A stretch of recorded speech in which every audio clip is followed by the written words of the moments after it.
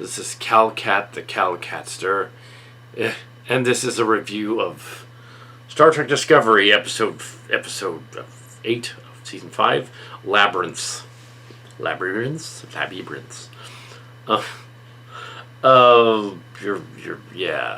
company's gone, so here's the next one. I almost had the nephew from the movie review in the last review, but we were doing something else at the time, so we didn't end up. But we were a day late doing that one. But now we're on time again. So we have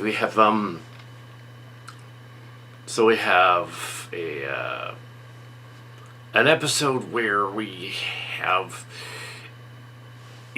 your basic 3-act plot. It's longer. We have them. They go to this archive, and they miss the opportunity to call this episode Memory Alpha. That would have been a better title, and reference the Memory Alpha Star Trek archive. It's clearly what they're thinking of. But this time it's in the Badlands, and the librarian lady is plucky. She seems to be either an old version of Sandra Talisman who has been there forever, which would be funny, or she's an old version of someone else from the cast that also is plucky, that you don't know. And I know my sister who's unrelated would often say, "Well, it doesn't matter if that other person is mentioned." No, it kind of does actually matter, because it's interesting. It's like, okay, she's sort of a Q-like thing guarding the thing, holographic thing. They go to the archive to try and find a clue. The Discovery goes to this archives in the Badlands, left by a Bajoran scientist person. I don't recall there being a Bajoran scientist in the Chase, which is the episode there. This is a sequel. Season is a sequel to. I suspect that at the end they're just going to find a guy telling them about technology and not actually get any. That they're going to cop out, and also that that because we haven't seen Saru and the Vulcan lady in a while, one of them or both are going to die. I suspect that's going to happen, based on how Star Trek has done their goofy sort of thing, and being Star Trek, they can always bring them back. Yeah, they always seem to cop out on that. So we have, but that doesn't happen in this episode. This episode, Maul, as in Mob Maul, which is not very clever, goes aboard the ship, and she's a Cillian from the Cillian series. She's an Elysian descendant of the Libyan, and she's a descendant of them. And she's befriended the Breen guy from the other episode. As I said, at the episode where they showed the flashbacks, they needed to put those flashbacks in the first episode instead of these, so we could establish their backstory while they were on the ice planet. That would have made more sense there. Just move the action of the other stuff forward a little bit. Just reorganize it a little bit. They didn't ask me. Then we don't, because otherwise on the ISS ship their interaction doesn't make sense, because she doesn't actually put the images in her mind, which goes with this story where Burnham is captured by an AI labyrinth thing, a la the, I believe, Move Along Home kind of idea from the Deep Space Nine, episode 2 or 3, way the first season, where you're trapped inside of a holographic type of thing in your mind. Also, The Inner Light, Next Generation, before that, or you're trapped inside something for a while. But the neural link is affecting her mind and killing her. But yeah, so she's gonna. They do the whole I'm in a maze running around to Maze Runner a little bit, and of course they do beaming out at the end to rescue everyone. Which is a cop out in Star Trek, where they have the transporter beam. You can save them at the last minute. But there's also references the lady on the engineering references the Sphericians from Robotech. Somebody is a Robotech fan that said they know how to party. That's interesting. The Sphericians, yeah. Okay, that's from not only Robotech but the Sentinels. So, like, my sister's complaining about obscure messaging, and then going on to this show is replete with obscure messaging and in-jokes and stuff. that I'm sure we're not even aware of that, but sci-fi fans would be aware of that's the whole point of the obscure message. So the obscure ending is even more obscure. She meets a Q-like version of Booker, who instructs her in the realm to go on and do stuff. So the Calicat predicted earlier on there's going to be a Q in this story, and there kind of was. There was a Q, but it was part of her imagination, part of her mind in the realm. And they're in the realm. They're in the Cillian realm, basically. The librarian is a talisman. Maybe not her. Maybe she's actually a tale teller. Maybe she's Drea. That'd be interesting. So yeah, I bet that's who that's. That's not Sandra Talisman. It's Drea Tale Teller. That's who it is. It's the other, someone that hasn't been in Cillian space except for one cameo. Is the librarian in the story. The actor is familiar. I think she's been in stuff like I think Game of Thrones or something. I don't know for sure, but I think she's been in other stuff and she's been around. I think it's somebody familiar. The voice is familiar. But that obscurity, I don't need to look up. I don't really go for the look up this person and find out who this is. Yeah, it's a tale teller. That's who that is. Yeah, I just figured that out. Talisman the name would also go with what they're questing for. And the world root thing is, of course, Viking, but that they find a piece of the world root in there from the Kamenians or whatever that guy is, and Viking, and also Avatar. He's an Avatar. And of course, I made the joke that his phallus is what gets her out of the universe. No, but no, that's not what happened. But they do a Calcat joke in there. There's a moment of Zen in there, in which the librarian says, "So your name is actually Book. That's amusing to us because we have books." Yeah, that dad joke. I mean, Calcat joke. I'm not even a dad, but that's a Calcat joke right there. Your name is Book. Ah. So I thought it was Booker, but they just called him Book. Oh well, it's still funny. And then he goes, "Well, the reason we're gonna save this is because of this." No, that didn't happen. But yeah. So save the universe. The Breen are attacking the station thing. The Discovery flies off under command of the lieutenant agent guy that hasn't had who hasn't had much to do all season except that he likes starships. Yeah, the main problem with Discovery, and of course they do the whole shield thing, and shields are down by 30% or 40% or whatever. We did that gag in a number of shows of our stuff and films. I mean, that's a very Star Trek thing to do, but the not letting the minor characters do anything. That was one of the things that I always did with my fan adaptations and my 2 Star Trek script for the contest, was to give everybody something to do in the story. I would have to give everyone something to do. I wanted, even though Quark and Odo weren't main characters to the story, they had something to do. Even Bashir, had something to do.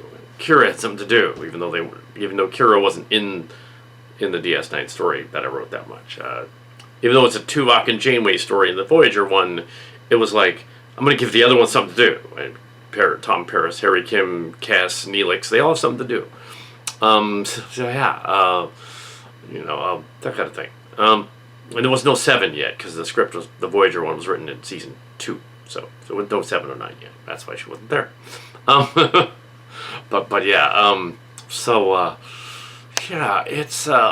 With this Discovery show, they've tried to introduce the cast and crew of the ship, who, now they're in season 5, should have been introduced a long time ago. And I know that the seasons are about 10 episodes each, which is way shorter than Next Generation, even if you put them all together.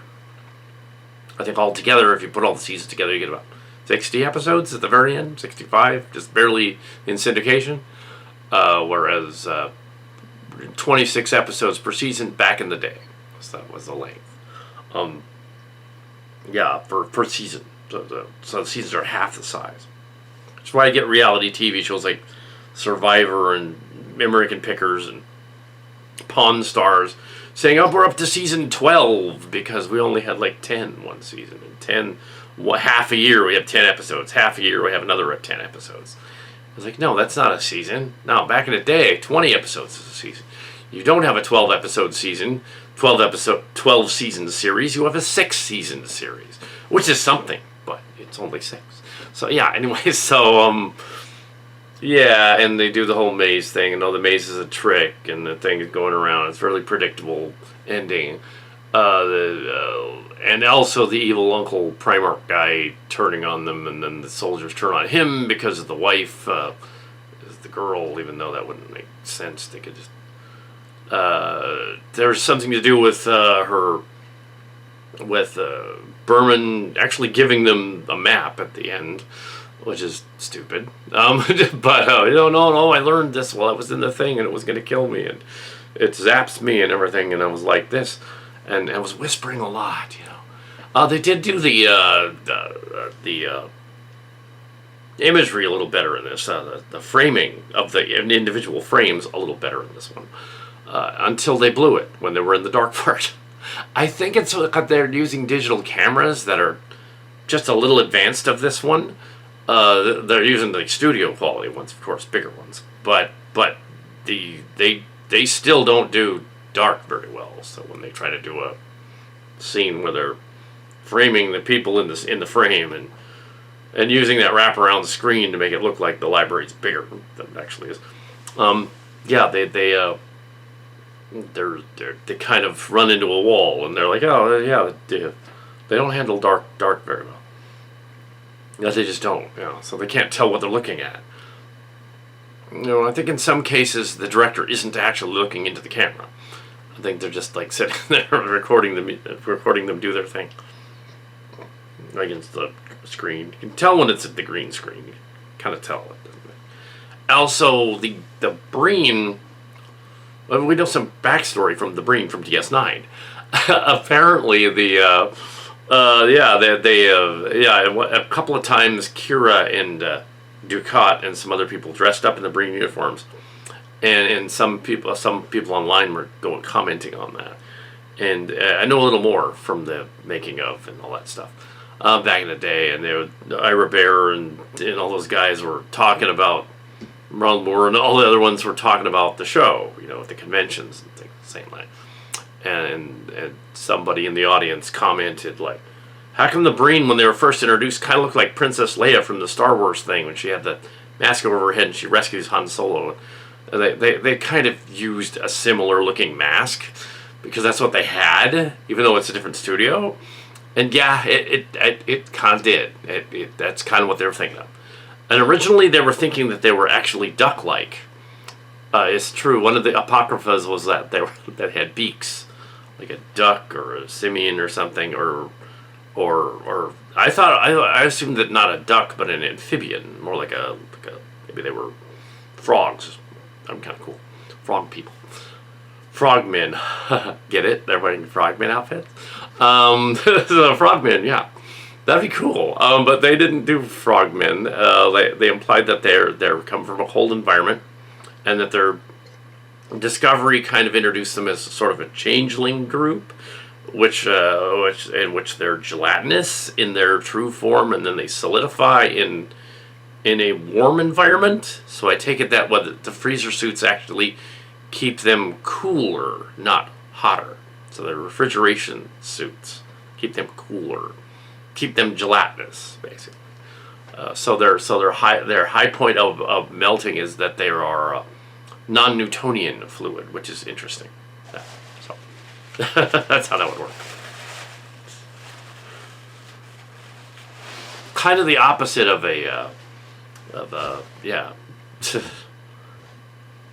kind of the opposite of the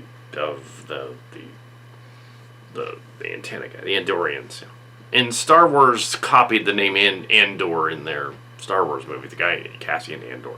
Yeah, I don't know how they got away with that, because Star Wars came 10 years after Star Trek, so they should have known. Don't call them Andor. No, don't do that. But yeah, the alien that Leia goes into the Return of the Jedi. And Luke and the other one, and There's a scene, yeah, where they rescue Han from the carbonite, and she's dressed up in the thing, and it looks remarkably similar. It's not the same, but it looks similar. And then later on, they refined it a little more to make it look more lit. And their voice thing, intonation thing, they mentioned a few times the Breen, mostly as a joke in Next Generation, and they kind of developed them in DS9. Kind of like the Ferengi, they were kind of a joke in DS9, and then Armin Shimmerman's all, I'm going to make them more like politicians and studio execs and stuff, and it is not just Apocrypha. It's absolutely, Armin Shimmerman mentioned about them. Yeah, because in the 90s, this would have been funny. It's one of those in-jokes again.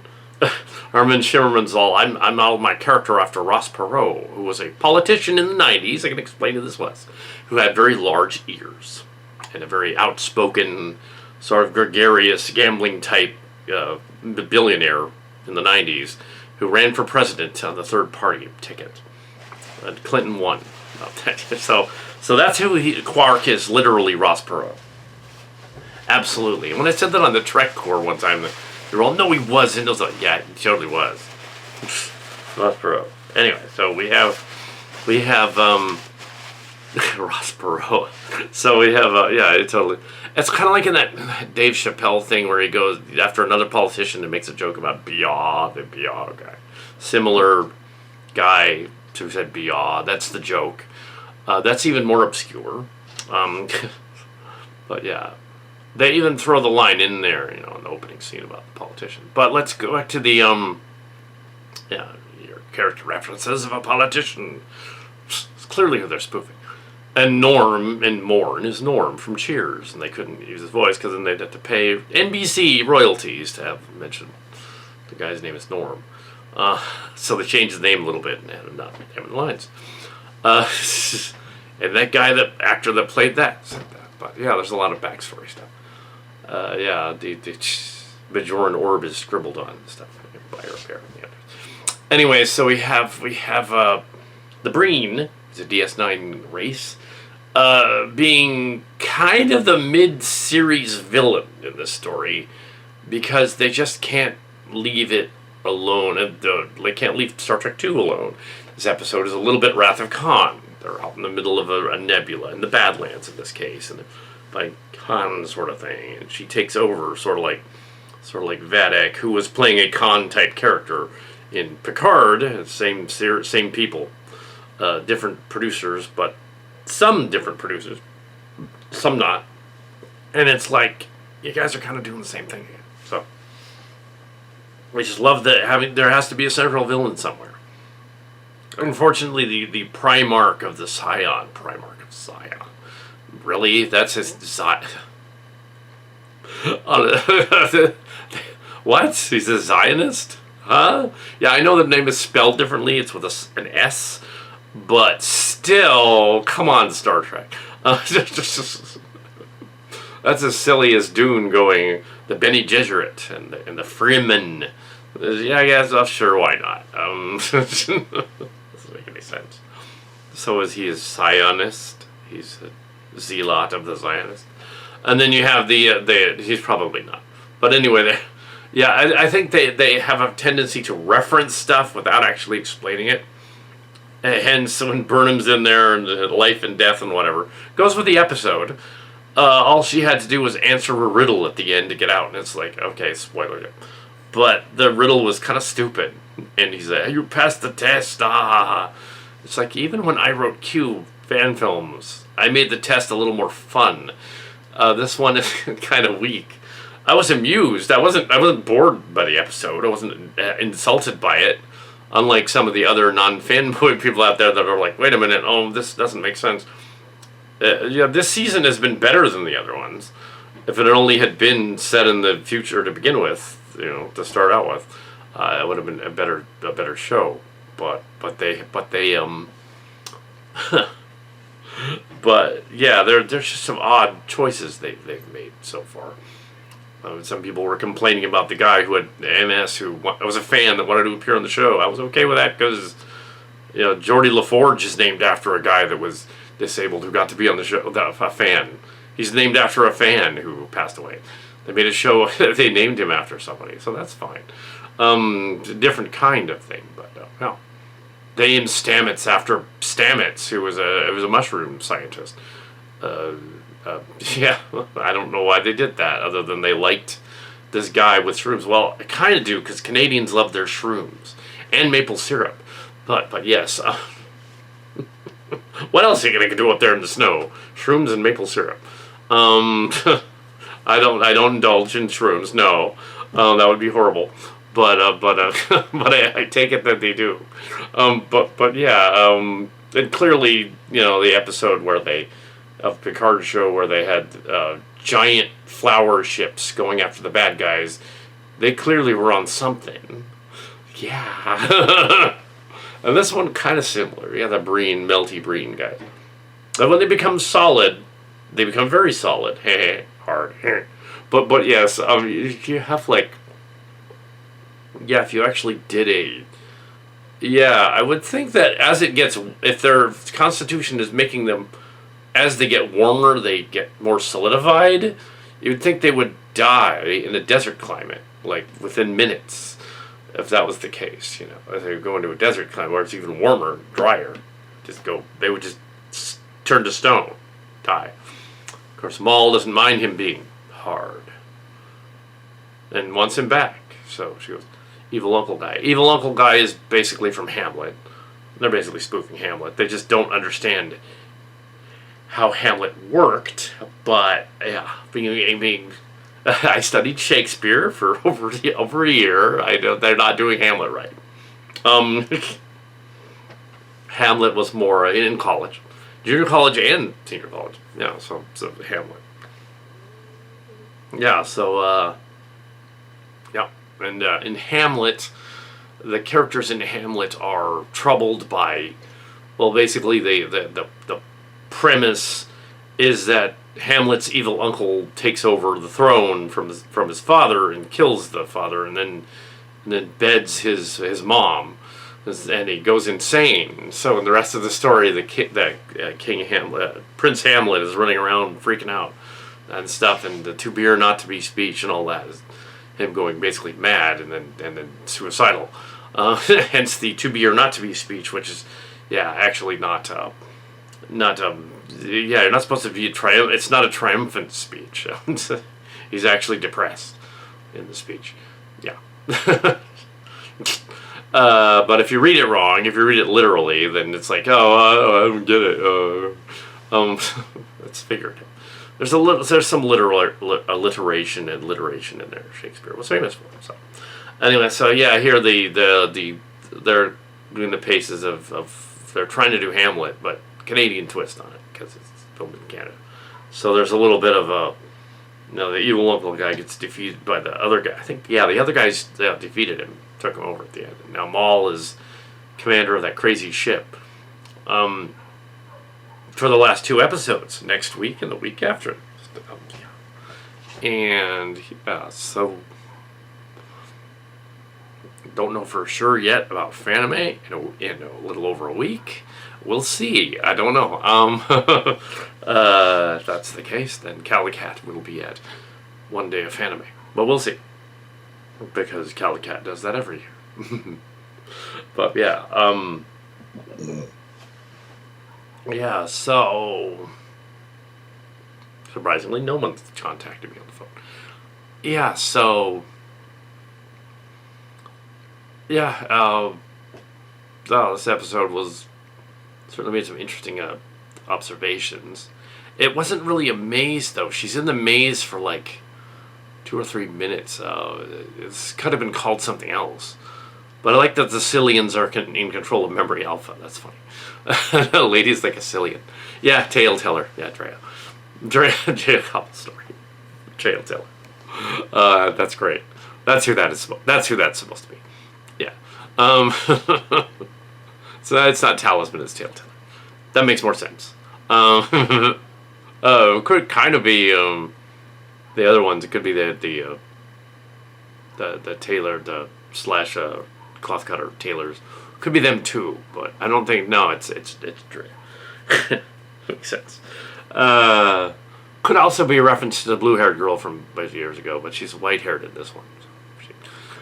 So It probably isn't, though. It's probably not her. It's probably not Emily Day. Um, but yeah,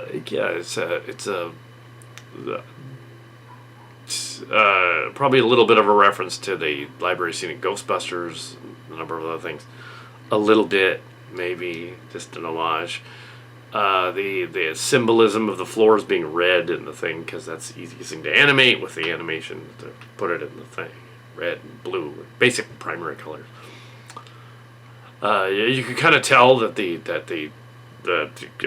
with a high def TV, you can kind of tell that they CGI'd in everything, so there's kind of some weird after effects with the thing, but because it's a mind realm thing that she's in, it doesn't matter, because you can figure, well, it's messing with her head, so that's fine. Yeah, so the it doesn't really make sense what they're doing. I suspect at the end of the Progenitors tech thing will just be a message similar to that in The Chase. And they won't actually have technology, they'll just have a message that will say, yes, you have done well, and passed my test. But I think as a gag, at the very end, it should be William Shatner that says that. It appears. You have passed my test. It was all the rules were by William Shatner. The Q, the future guy. The Nexus. They aren't going to do that, but that'd be kind of funny if they did. They only have 2 episodes left, so they can't. It's the 2 hours. That's it. You gotta wrap it up. We gotta wrap it up. You can tell where they added stuff. Like they probably added all of the Saru and the Vulcan lady because they kind of just leave and they're just mentioned offhandedly like through half of it. You can tell that they had a lot of filler in there. Didn't really have it finished. They had plenty of time to finish it, so I don't know what their excuse was. I think they had to rewrite a bunch of stuff to make it fit. Yeah, the backstory was probably added later. But yeah, as I said before, the backstory of the Breen and Maul should have been the pilot. And they really didn't need to stop an avalanche because that was dumb. Yeah, just beam them out. Just say they rescued them. Okay, they're fine. They didn't need to do that silly, let's do something silly right here. Because thematically it didn't work. You're doing silly track. Even as the silly Realms guy, I would say, no, that was a little silly. Yeah, don't do that. But yeah, they should have called it Memory Alpha and Trek Core. That would have been funny. And that wouldn't have been obscure either. They would have got that. The internet would have gotten that reference. And then when they went to Fleet Yards, they call it Trek Yards. See, they would get that joke. Captain Foley was keeping the Trek Yard going, you know, or Trek or C'est la Vie was keeping the Trek Core going. When Memory Alpha is some other guy doing that, I don't know who that is. But yeah, so. And it's a Mandela effect because I thought Elizabeth Brown with an E was the character, and it was actually not. It was Kathy Brown with a K, Kathy, in a different episode entirely. So, yeah. It's a Mandela effect. Could have sworn it was the other person. Jumped into a different timeline. But yes, having nothing to do with Discovery, but having to do with that other Star Trek thing on Memory Alpha. There's the connection. Go there, you know. Yeah, there's always a connection to something somewhere. And also, yeah, going off on tangents about things that are not related and is a common thing among people in general who want to change a subject or topic that they're going on. Now they could have had a cameo by Spock in there. They could have thrown the Ethan Peck Spock in there, explain things. That'd been kind of fun. But they didn't do that. They didn't think of that. I would have done that. I would have had the maze thing open up and have like just a cameo by Ethan Peck Spock going, I am the representation of your brother in the continuum. Even though technically in this timeline I'm not your brother because that makes absolutely no sense. I am Spock. Do not have a brother. Do not have a sister. I have a brother named Cyborg. Yes, half brother. I don't have a half sister. But in this timeline I do. Yeah, I don't think they should do an Academy series in this timeline though. The 32nd Century is kind of weak, and it looks like it's in a screen room. Whenever they do the sets, it looks okay. It looks better than last season, but it's still a screen in a screen room. The third and fourth season, they've done a little better. The third season and fourth, and fifth, but yeah, there's some, yeah, the and they have to, yeah, the trouble is with the series overall is that, yeah, they don't give them dialogue that makes sense. You're not really invested, that as they would say in literary terms, in Michael Burnham's story. It's just part of the problem. It's not Sonequa Martin Green. She can play other stuff. She was in the the yeah, she did a good job in those Walking Dead stuff. But yeah, as a main character, as a captain, she's Janeway is better because Janeway is a better actress. Kate Mulgrew is a better actress playing that kind of character. You're more invested in what Janeway is going to do because you think of Janeway's going to do something crazy next week, whereas Burnham's like, I'm going to try to do something like that, like Kirk or something, but I don't really understand how it works. Which they did play up in this episode because they had her. It's in her mind, and all she sees is Booker, and he's Phaelus. No, not as Phaelus, but yeah. It's like they should have like. I mean, he is a handsome dog of a man. Anyway, so yeah, but like yeah, they just need to stick the landing, and it kind of misses the point a lot, and. I know there are some fans that are like, oh my god, I can't watch it at all. Even Steve Shives won't watch it. But I think he would like this season. I think he would like making fun of it. He should be watching it with his friend Jason. Anyway, so he's a YouTuber on YouTube that we watch, a Star Trek YouTuber. I think Jesse Gender is reviewing these. It's another Jesse on YouTube. Yeah, so it's like, yeah, what are they, yeah, what is the Breen, reintroducing the Breen is okay, but it's kind of like a little bit of Mandalorian thrown in there too. But that's cross-pollination with the sticks. This is the way, we don't take our helmets off. But yeah, that was, so that's like back and forth too, because the Breen never took their helmets off on DS9, but they got to them in DS9, and then the Mandalorians are like, we never take our helmets off. It is the way, you know. And the Mandalorians, which is much later, but the Breen were there first. But the Breen were copying earlier Star Wars characters that weren't Mandalorians, but rather whatever that creature Leia was disguising herself as. They didn't say. I'm sure there's a fan thing where it does say what that is, but that was supposed to be a frog dude, so I should assume they were amphibians. But yeah, somebody also commented on their YouTube thing review. Was it Trek Culture or one of the other ones? Well, how come no person has seen a Breen and lived, taken off his helmet because the Breen killed him? Well, there's actually an easy explanation for how Kira and Dukat got to see the Breen. They killed them. Yeah, they killed them. That there you go. They're all like, oh, I shall not show myself to you, human and Cardassian. And she goes, bleh. She killed them. Yeah, she murdered them. So yeah, that's clearly obvious from that episode what happened. She and Dukat like bludgeoned them to death or whatever it is that kills a gelatinous creature. Does beg the question: how would they have organs then that would get injured? You stab or inject something in the organ. I could see like the fluid when he zaps himself with tricortisone from Star Trek from City of Nidge Forever there. Reference. Very far back reference. Would have just made him hyperactive, actually. But if he was a human. But his circulatory system is different. But I can see how that would mess him up because he's a liquefied and the liquid would just go inside and kill him. But stabbing him wouldn't do anything because he's liquid. Just go in and come out. So it shouldn't have hurt him. Oh, well, at all. It shouldn't have hurt him.